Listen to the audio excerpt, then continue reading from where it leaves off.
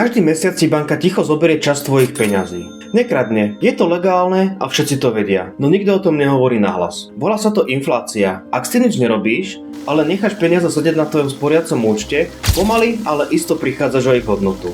Pracuješ, šetríš a pritom sa posúvaš dozadu. Dnes ti vysvetlím, prečo sa to deje a čo s tým môžeš robiť. Inflácia, výnos, riziko a aktíva.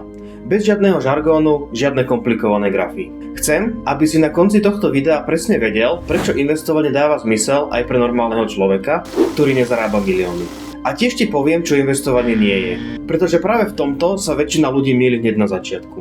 Musím na začiatku vysvetliť jednu vec. Toto nie je video o tradingu. Trading je o krátkodobých pohyboch cien, o emóciách, o sledovaní grafov každý deň a rozhodovaní sa pod tlakom. Niektorí ľudia na tom zarábajú, ale drvivá väčšina nie. Je to jedna z najnáročnejších vecí, ktoré na finančných trhoch môžeš robiť. Investovanie je niečo úplne iné. Je to o systéme, kde za teba pracuje čas. O pravidelnosti, trpezlivosti a dlhodobom časovom horizonte. Ak hľadáš návod, ako zdvojnásobiť peniaze za mesiac, toto video nie je pre teba. Ale ak chceš pochopiť, ako si vybudovať systém, ktorý funguje roky a 10 ročia, tak si tu správne. Začneme od základu. Väčšina ľudí funguje celý život v jednom jednoduchom cykle. Výplata príde, zaplatia nájom, účty, jedlo, nejaké potešenie a zvyšok sa nejako minie. Mesiac čo mesiac. A keď príde niečo nečakané, poškodenie auta, zdravotný problém alebo strata práce, zrazu nie je z čoho. Všetko stojí na jednej veci.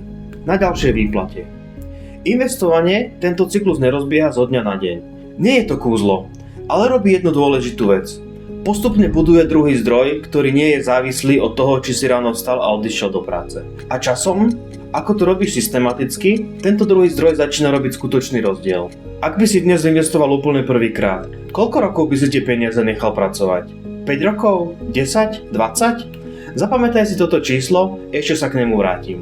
Možno si počul o knihe Bohatý otec, chudobný otec od Roberta Kiyosakiho. Je to jedna z najpredávanejších kníh o peniazoch vôbec. A jej hlavná myšlienka je prekvapivo jednoduchá. To, čo ľudí delí, nie je len to, koľko zarábajú, ale to, čo s tými peniazmi robia. Kiyosaki rozlišuje dve veci. Aktívum a pasívum. Aktívum je niečo, čo ti prináša peniaze. Čo pre teba pracuje aj vtedy, keď ty nepracuješ.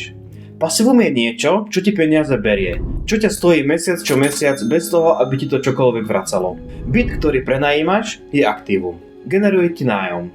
Auto, ktoré len stojí v garáži a stojí ťa poistku, servis, pneumatiky a pohonné hmoty, je pasívum. Akcie vo veľkej firme sú aktívom a podielajú sa na jej raste. Peniaze, čo len sedia na bežnom účte a strácajú hodnotu vplyvom inflácie, sú pasívum. A práve preto dáva zmysel premýšľať o tom, kde tvoje peniaze sú a čo robia. Warren Buffett, jeden z najúspešnejších investorov v histórii, to vyjadril jednou vetou. Ak si nevytvoríš spôsob, aby peniaze zarábali, aj keď spíš, budeš pracovať celý život. Táto myšlienka nie je o lenivosti, ani o tom prestať pracovať. Je to o niečom oveľa konkrétnejšom. Predstav si dva motory. Prvý motor je tvoja práca. Chodíš do práce, makáš, dostaneš výplatu. Druhý motor sú tvoje peniaze, ktoré pracujú pre teba.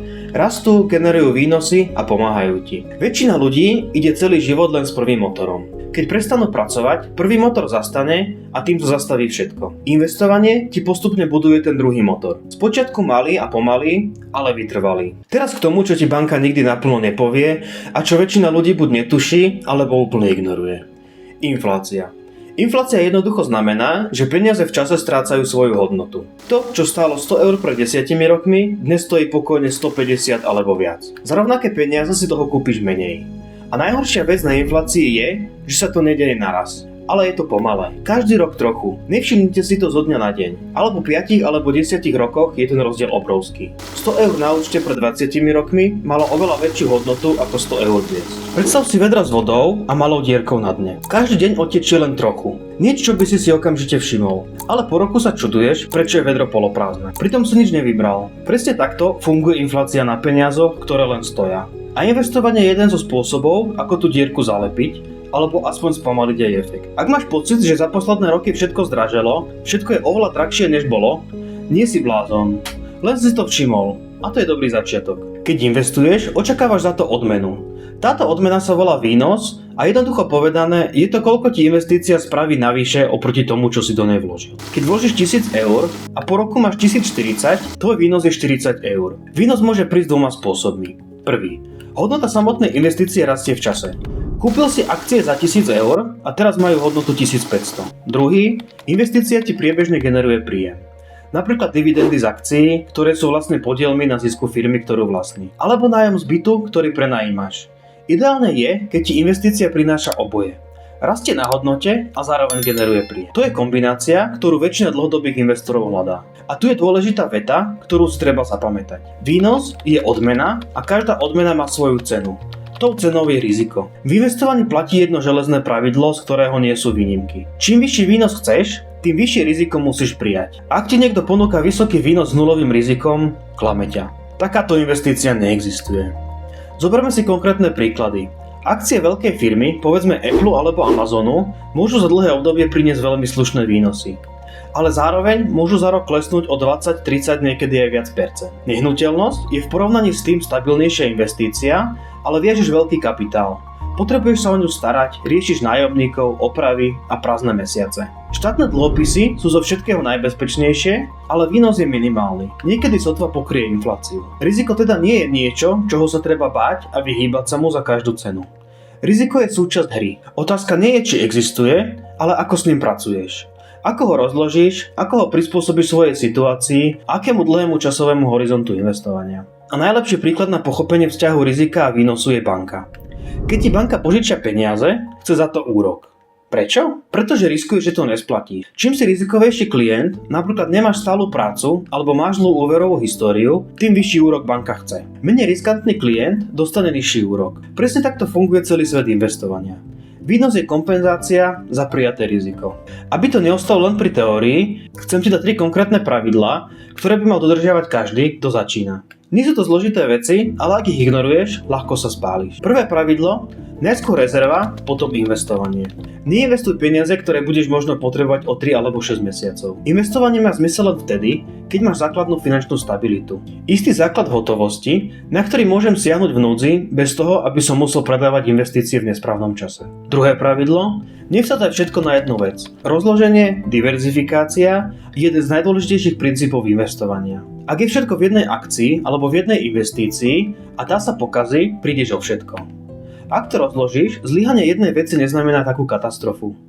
O tom, ako konkrétne diverzifikovať, budem hovoriť v ďalšom videu. Tretie pravidlo. Dlhý časový horizont vyhráva. Krátkodobo to môže lietať hore-dole, trhy klesajú, správy sú zlé, všetci panikária. Ale dlhodobo, v horizontoch 10 alebo 20 rokov, čas pracuje pre teba. A tu sa vrátim k tvojmu číslu. 5, 10 alebo 20 rokov. Čím dlhší je horizont, tým menej ti vadia výkyvy a tým viac za teba pracuje zložený úrok. Čas je v investovaní tvoja najväčšia výhoda. Dnes sme si prešli základy, na ktorých stojí všetko ostatné. Prečo investovať? Čas buď pracuje za teba, alebo proti tebe. A záleží len na tom, na ktorú stranu sa postavíš.